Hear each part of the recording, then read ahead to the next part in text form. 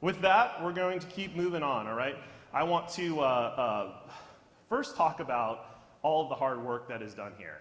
And we have some great people that work behind the scenes. And yesterday, Chris brought out the CMLS staff, but I want to thank again Danae, Betsy, Ellie, Monica, and the whole crew for the great work that they've done in this conference. So round of applause.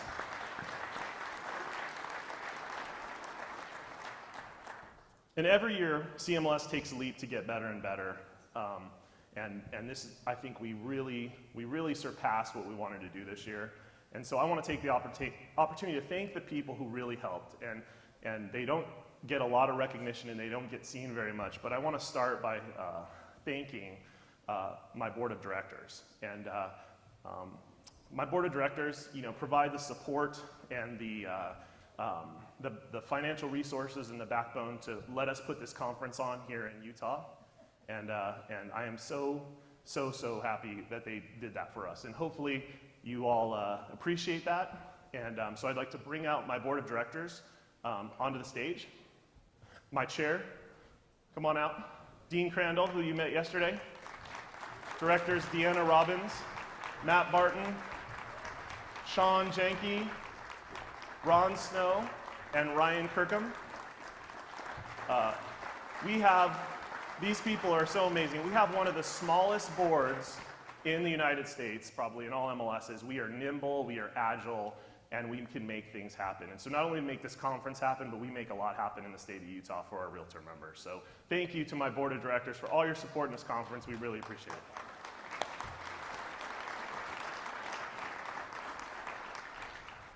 All right. Next up, I would like to bring up the people you saw in the blue shirts all week. My staff worked tirelessly. I will tell you this, they staffed the care station, they put together all the swag bags, they participated in so many conference calls, it's just ridiculous, and they delivered. And so I'd like to bring them up on stage as well and give them some recognition. So come on up. This is the UtahRealEstate.com staff who helped make all this happen this week. Casey, Dallin, Molly, Elizabeth, Victoria, Nicole, Lori, Forrest, Shad, Jason, Debbie, thank you so much from CMLS. Thank you for all your work this week.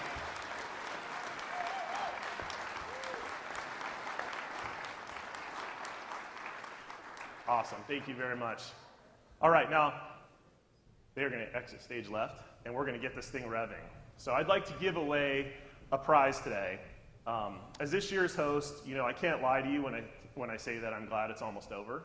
I will also say to you that I'm a minimalist, and my office was full of boxes and more boxes. And I'm so clutter-free and so not a paper person. And so up on stage, if they advance the slide, you'll see we had to rent a huge U-Haul truck and bring everything over here on Monday morning, but we stored it for 45 days, and here's a little time-lapse video of our staff kind of making it all happen. But they worked so hard and tirelessly, and it was very fun. And so there you go. You can see it. It was supposed to queue up when they were out here, but we didn't get it right, obviously. But next year we're going to be in Indianapolis, and next year's hosts, clearly they're very happy about that.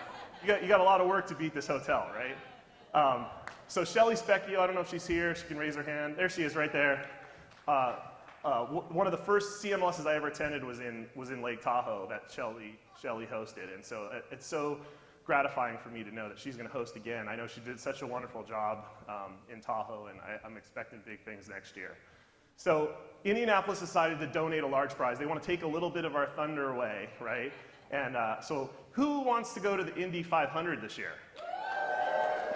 So they're giving away 4 tickets to the Indy 500, and I'm going to read off the lucky winner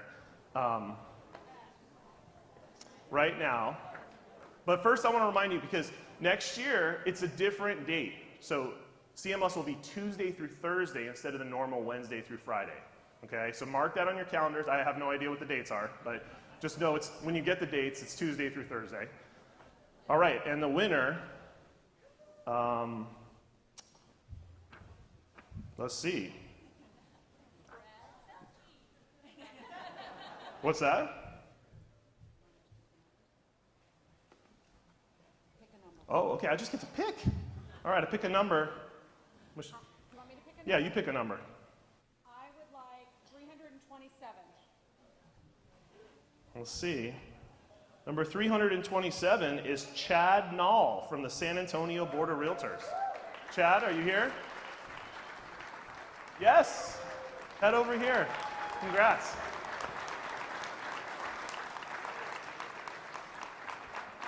Awesome. All right.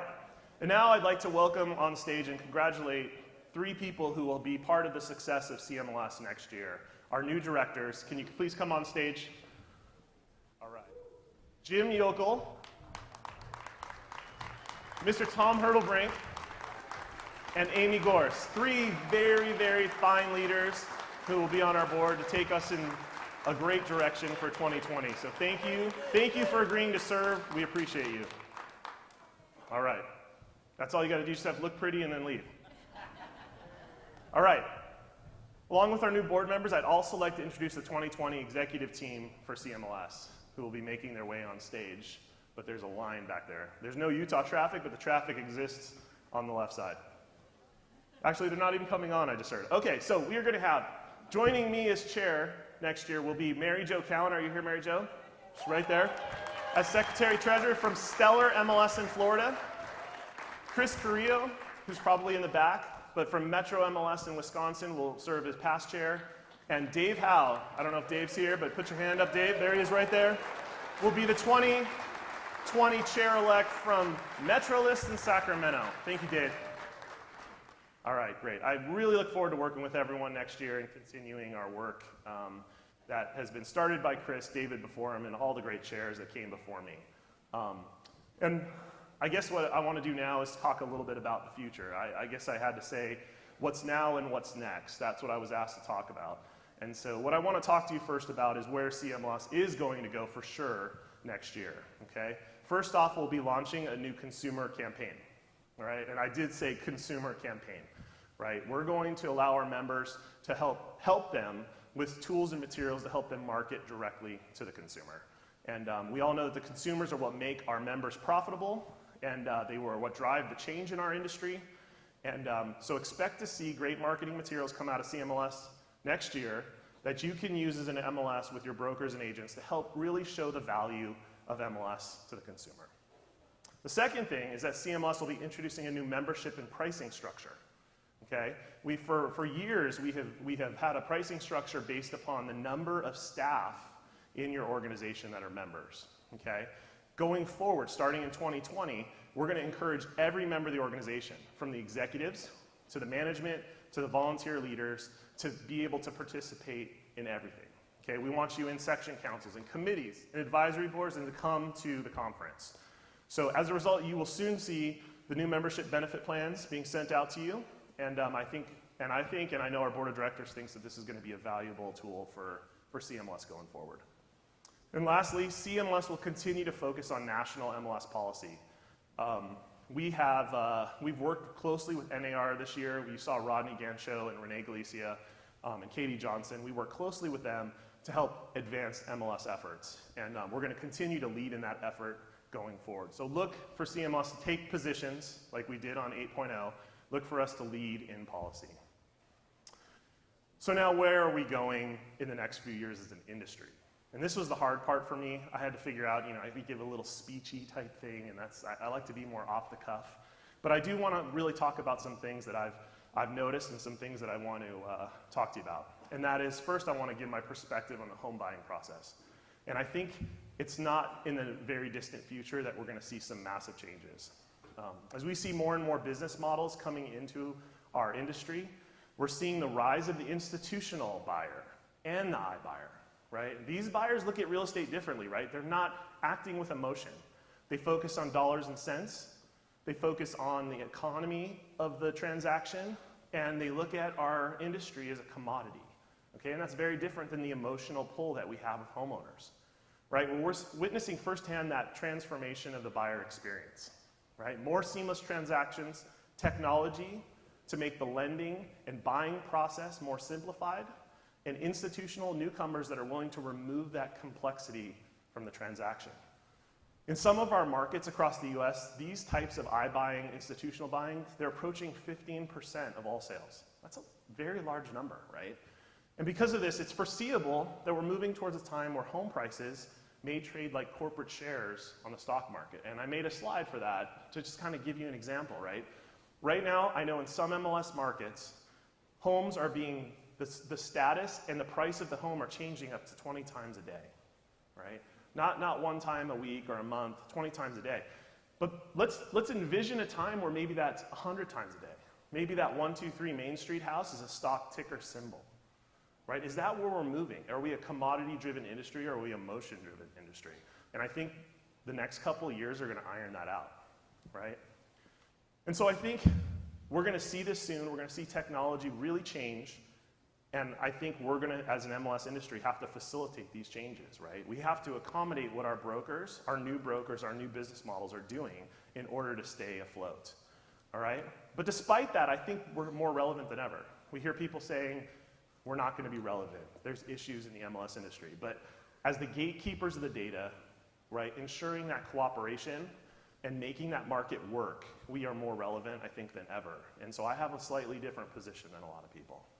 All right, and while the competition for the buyers are gonna change, I have some very big concerns. And I'm gonna be frank with you and a little passionate about it, but it really is something that I think strongly about and I wanna talk to you about. I think too many MLSs are afraid of the dark.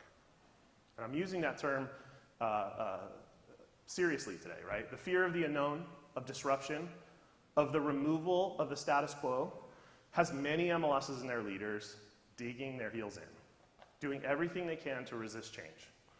And I want you to picture this in your head for a second. Maybe some of you are living this, but picture this: a boardroom, a CEO, unsure of how to handle changing membership, technology, worrying about a neighboring MLS that offers more tools and services. What does that scenario produce? It produces uncertainty, right? And it leads to these two irrational positions that we hear over and over again, and I want to just call them out. Position number one: we are unique. Nobody knows our market better than us, and disruption won't come to us. And my response to you today as chair-elect is, it's totally untrue, right? You're not unique. Data has no boundaries. Disruption will emerge anywhere it needs to solve problems. That is the way business works. Position number two: we don't need to worry about the changing landscape of the industry. If we resist implementing important new technology or cooperating with that neighboring MLS, maybe they'll just go away. Maybe they'll just leave us alone. My response to you is this: we're not gonna go away. We're not gonna leave you alone. And you can't ignore technology that will make your brokers and agents better. You cannot do those things to your members. A wise person once told me, you don't be afraid of the dark. You can do almost everything at night that you can do during the day. The little creepy critters that come out at night, they're there during the day, right? As MLSs, we've got to seize that moment, right? We need to be business executives, and we need to be leaders rather than individuals afraid of the status quo changing. And I want you to think about this. We need to do what's best for our business, for our customers, and for the consumer, not to protect a committee appointment, not to keep your job, and not to get a special pin, okay? Don't protect the status quo for the sake of protecting the status quo. Do what's best for your members. Tim Cook, we all know Tim Cook, right? CEO of Apple. When he addressed Goldman Sachs a few years back, he said, Apple has made products for years that people didn't know they want, and now they can't live without. He said, Apple doesn't believe in limits. MLSs that live in the dark have limits. The disruptors, the consumers, they expect better than that, and they live in the light, right? They crave innovation that we can't even imagine yet. So as we move forward, MLSs, all of you in this room, you have to have executives that will lead. And you have to have directors that will support and guide that leadership. 2020 is the year, I hope, that we will be able to throw those illogical, fearful-based arguments out the window. Let them die in the darkness of the night. Let them die. We all have to understand that the MLS book is not coming back, right?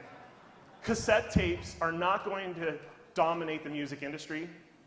Flip phones are never going to outsell smartphones, and satellite and cable will lose to streaming. Those are facts. They are change, and they are a reality. So my advice to all of you when you get home from this conference is not to ask if I should or shouldn't consolidate. It's not whether I can bide time till my retirement. And it's not whether you should hunker down and hope change doesn't come. Instead, this is the moment. That's the theme of this conference. This is the moment to ask yourself the real questions of the day. And I want you to stop making up fake answers to these questions. Stop being illogical and trying to convince yourself of an answer that's not true. Ask yourself these 3 questions when you leave here today. Talk to your board about them. Number 1, and got the slide up.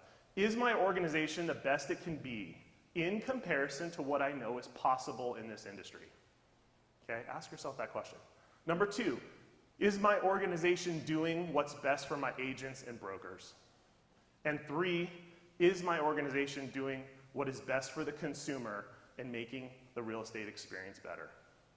If you can honestly go home today and say yes to those 3 questions, then you're lying to yourself. No organization is perfect, and I'm not expecting you all to be perfect.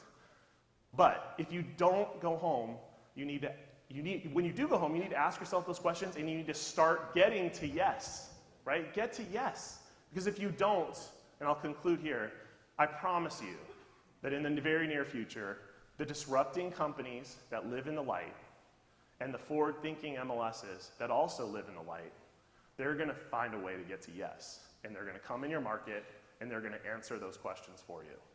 So what I say to do is leave today. The MLS industry is stronger than ever. Seize the moment. Seize the opportunity. Thank you.